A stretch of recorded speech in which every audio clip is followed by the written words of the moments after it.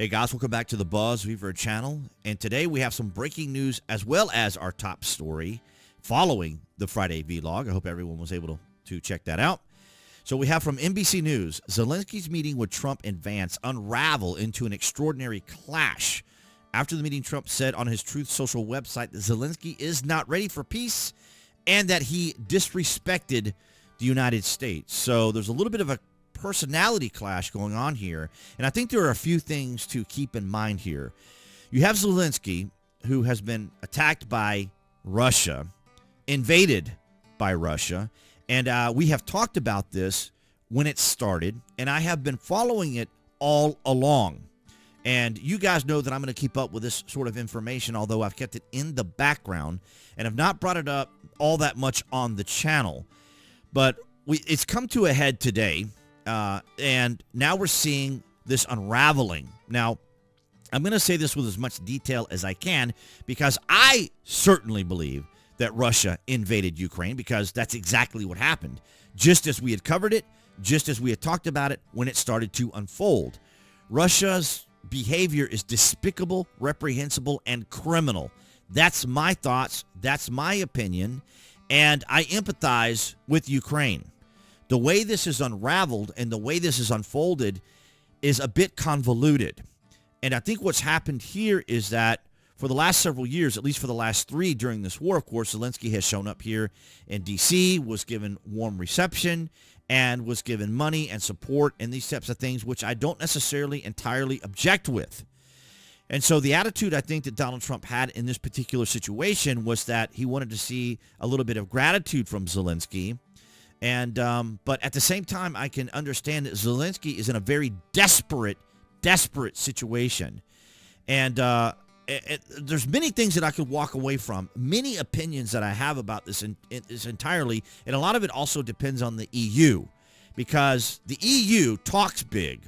You know, they're very flattering with their words, and they have their meetings, and they have their organizations, and they pride themselves on their elitism, their capabilities. But when it comes down to situations that require action, the EU is totally sidelined. They don't do anything. They talk big. They posture a lot. But when it comes to them having to do something, oh, then, that's expensive. That could cost lives. No, we have our own problems we have to take care of. So this is ridiculous to me on a whole other level. But I am burying the lead. Let's read. A White House meeting that was intended to kick off negotiations on a deal over Ukraine's rare earth minerals devolved Friday afternoon into a remarkable confrontation, with President Donald Trump and Vice President JD Vance chastising Ukraine President Volodymyr Zelenskyy and telling him he wasn't grateful enough to the United States. He disrespected the United States of America in its cherished Oval Office, Trump said in a post on his Truth Social website after the meeting ended. He can come back when he is ready for peace. So despite the clash, Trump is still willing to negotiate because Trump is a deal maker. He's a businessman. He's a populist. He's not a politician. And, some of the things that we have been seeing from the Democrats and from the left, as you guys have known, as we have talked about here for years. And as of now, it's like the Democrats don't even see Donald Trump as the leader, as the head of the executive branch. It's just like Scott Jennings was saying on CNN. Do you guys not realize that this is the president of the United States? Of course he's the head of this. And so they're behaving as though Donald Trump is some outsider that has invaded the country. It's absolutely extraordinary. And here we have some excerpts here from CNN. That's an interesting clip they grabbed here to start that off with. A political ambush. Democrats criticize Trump over handling of Zelenskyy's visit. Of course, this is an opportunity for Democrats as well. A handful of Democrats who met with President Volodymyr Zelenskyy this morning are flabbergasted by what happened in the Oval Office when the meeting between President Donald Trump and Ukraine leader developed into a shouting match. Top Democrats on the Senate Foreign Relations and Senate Armed Service Committees criticized the U.S. president over his handling of the visit. Now, the Democrats need very, very, very little room to criticize Donald Trump. So Zelenskyy cancels speech at Hudson Institute. The Hudson Institute has confirmed that Ukraine President Volodymyr Zelenskyy has canceled his speech that has scheduled at the think tank this afternoon. The move follows a remarkable meeting between President Donald Trump and Zelenskyy, of course, as we know this. Let's see a little bit of what ABC has to say here. We are coming on the air right now because Ukraine's President Zelenskyy is at the White House for a high-stakes meeting with President Trump, and it has already gotten heated. We are just now getting a look at the beginning of that meeting, the media spray, where reporters are there to ask questions, and already a heated exchange between President Trump, President Zelenskyy, and Vice President Vance. Take a look. And don't feel now, but you will feel it in the future. God bless. You don't know that. God bless. God bless. You will not have a war. Don't tell us what we're going to feel. We're trying to solve a problem. Don't tell us what we're going to feel. I'm not telling you. Because you're in no position to dictate that. That's exactly Remember what this. you're doing. You're in no position to dictate what we're going to feel. We're going to feel very good. You will feel influence. We're going to feel very good and very strong. You will feel influence. You're right now not in a very good position. You've allowed yourself to be in a very bad position, and he happens to be right about it. From the very beginning of the war. You're not in a good position. You don't have the cards right now. With us, you start having cards. I'm not playing cards. But right now, you don't. Yeah, you're playing cards. Mr. President. You're playing cards. Serious. You're gambling with the lives of war. millions of people. You're gambling with World War III. You're gambling with World War III. And what you're doing is very disrespectful to the country, this country. That's back to you, far more than a lot of people said they should have. Have you said thank you once this entire meeting? No, in this entire meeting, have you said thank you? You went to Pennsylvania and campaigned for the opposition in October. Offer some words of appreciation for the United States of America and the president who's trying to save your country. Please, you think that if you will speak very loudly about the war, you can... He's not speaking loudly. He's not speaking loudly. Your country is in big trouble. Can I Wait a minute. No. You've done a lot of talking. Your country is in big trouble. I know. You're not winning. You're not winning this. You have a damn good chance of coming out okay because of us. Mr. President, we are staying in our country, staying strong from the very beginning of the war. We've been alone, and we are thankful. I said thanks you haven't in been this alone. cabinet. You haven't been alone. In this cabinet. We gave you, through this stupid president, $350 billion. You voted we gave for you your military equipment, and your men are brave, but they had to use our military. Yes. What about if you didn't have our military equipment, if you didn't have our military equipment, this war would have been over in 2 weeks. In 3 days, I heard it from Putin. In 3 days. This is something maybe new. Less. In 2 weeks. Of course, yes. It's going to be a very hard thing to do business like this. Again, I tell you. Just say thank you. I said a lot of accept that there are disagreements, and let's go litigate those disagreements rather than trying to fight it out in the American media when you're wrong. We know that you're wrong. And the thing here is, and this is what the Democrats do, right? It's all to save face. It's all a show. It's a demonstration, right, of Zelenskyy just trying to be here. And Zelenskyy, look at their body posture. If you look at their body posture, Zelenskyy is trying to move in and trying to have some level of power. And Trump was listening to him during the course of this, as well as JD Vance. And it's important that they establish this power base is what you're seeing here. You're seeing a bit of a power play between, and if you look at their body language when they're doing all this, you can see this power play taking place. But this is what we see from Democrats as well, and that is that the Democrats try to look a certain way on camera. They want to look capable. They want to look competent. They're terrified that if their base thinks they're not doing anything, then the base will go after them, and then there's just disorder. But there's already disorder and chaos among the Democrats already, and this is just making it worse. And, of course, we have this truth from Donald Trump that is now also on X. A statement from President Donald Trump. We had a very meaningful meeting in the White House today. Much was learned that could never be understood without conversations under such fire and pressure. It's amazing what comes out through emotion. And I have determined that President Zelenskyy is not ready for peace in America if America is involved, because he feels our involvement gives him an advantage in negotiations. I don't want advantage. I want peace. He disrespected the United States of America in its cherished Oval Office. He can come back when he is ready for peace. So, of course, this is all kinds of things happening across all of social media and across X. And here is something that Lindsey Graham just said recently. So, what I think? Complete, utter disaster. I've been to Ukraine 8 or 9 times since the war started. I understand the consequences of Putin's actions against Ukraine. I appreciate what the Ukrainian people have done. They fought like tigers. At the end of the day, I was hoping that this minerals deal, which would be transformative in the relationship, would go over well. I talked to Zelenskyy this morning. Don't take the bait. President Trump was in a very good mood last night. Somebody asked me, am I embarrassed about Trump? I have never been more proud of the president. I was very proud of JD Vance, standing up for our country. We want to be helpful. What I saw in the Oval Office was disrespectful, and I don't know if we can ever do business with Zelenskyy again. All right, so this is going to be a huge problem if this is going to continue. And then we have from Eric Doherty here, Ukraine President Zelenskyy has launched a flurry of kind words for a variety of world leaders after departing the White House. Now, I don't think it's Zelenskyy in and of himself. I think it's whoever his handlers are that deal with X. And as you can see here, he's, complimenting and thanking, right? He's thanking them right after both Donald Trump and JD Vance was talking about, how Zelenskyy hadn't mentioned even being thankful during the course of that.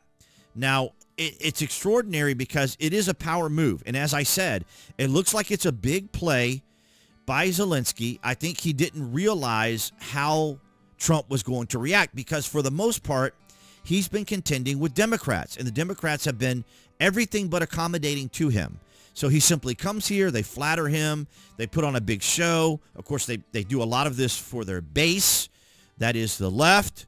And, of course, we already know that the Democrats have been drip-feeding Ukraine all this time because, of course, they have personal angst and they're petty and they're thin-skinned against Russia. We already know their feelings towards Putin.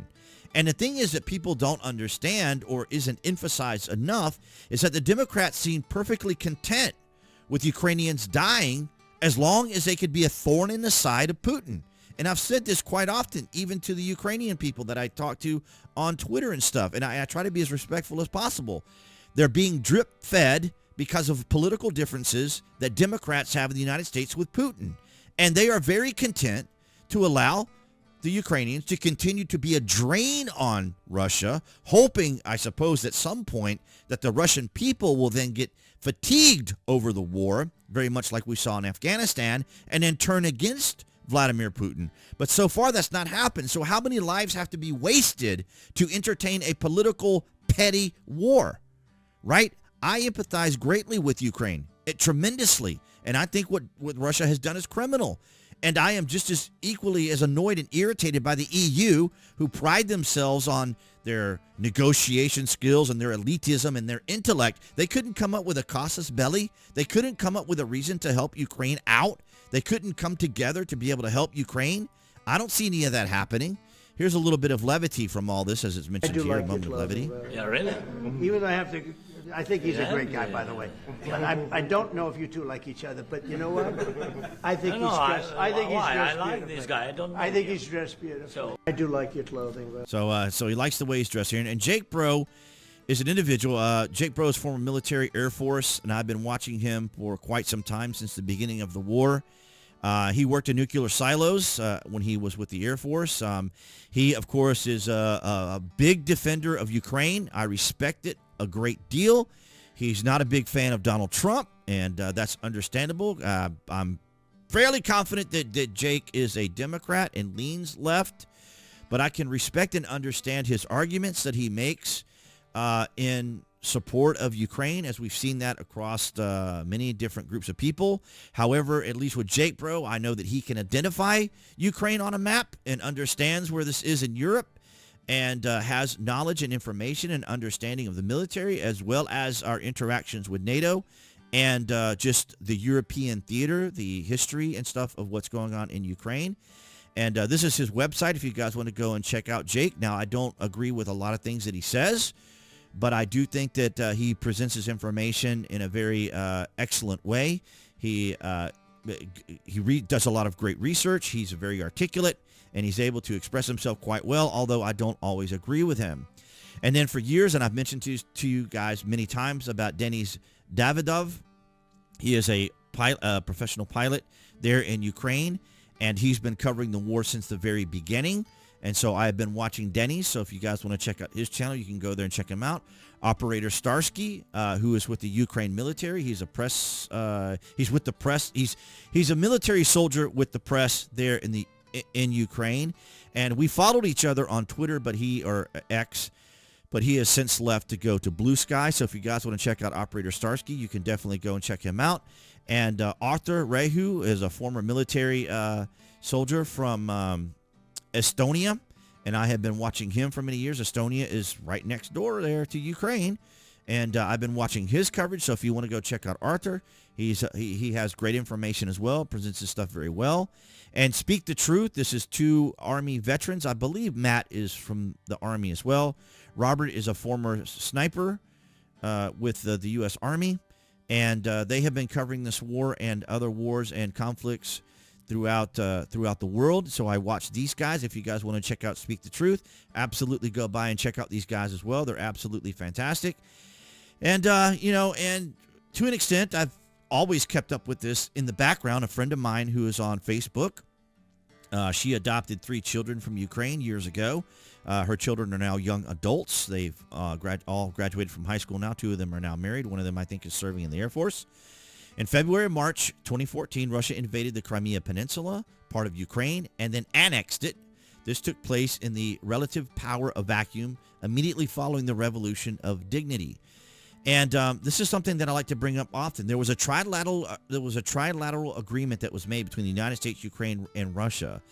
And this trilateral agreement, I think, partly is why Zelenskyy was upset about wanting security guarantees, because as you can see here, when the Soviet Union collapsed in 1991, Ukraine had the world's 3rd largest nuclear arsenal on its territory. When Ukraine-Russia negotiations on removing these weapons from Ukraine appeared to break down in September of 1993, the U.S. government engaged in a trilateral process with Ukraine and Russia. The result was that the trilateral statement signed in January 1994, under which Ukraine agreed to transfer the nuclear warheads to Russia for elimination. In return, Ukraine received security assurances from the United States, Russia, and Britain. Compensation for the economic value of the highly enriched uranium in the warheads, which could be blended down and converted into fuel for nuclear reactors. And this is the thing I think that is at contention with Volodymyr Zelenskyy, and that is he wants there to be some assurances, because we saw as the Russians went into Crimea, and this is under the Obama administration. This was under Obama and Biden administration, and very little was done. So when Jake Bro the other day was talking about how, what side Donald Trump was on, well, I asked him in one of his videos, I said, well, what side was Obama and Joe Biden on when Russia invaded Crimea? So the argument could go back and forth. But for me personally, I empathize with Ukraine. I genuinely empathize with Ukraine.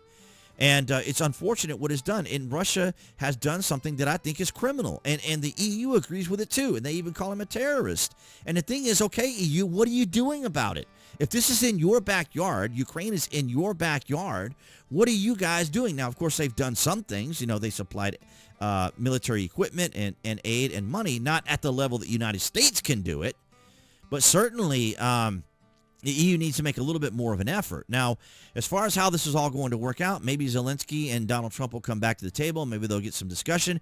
I'm sure the Russians are finding this quite comical in the whole thing. I think Russia is probably feeling very empowered, very emboldened by what's happening here. And it's unfortunate because, again, I emphasize as much as possible, I do not like what happened. I do not like what Russia has done, either in Crimea or the invasion that they did. I do not like it one bit. And so I want to see this war end because people are dying. That is the critical thing.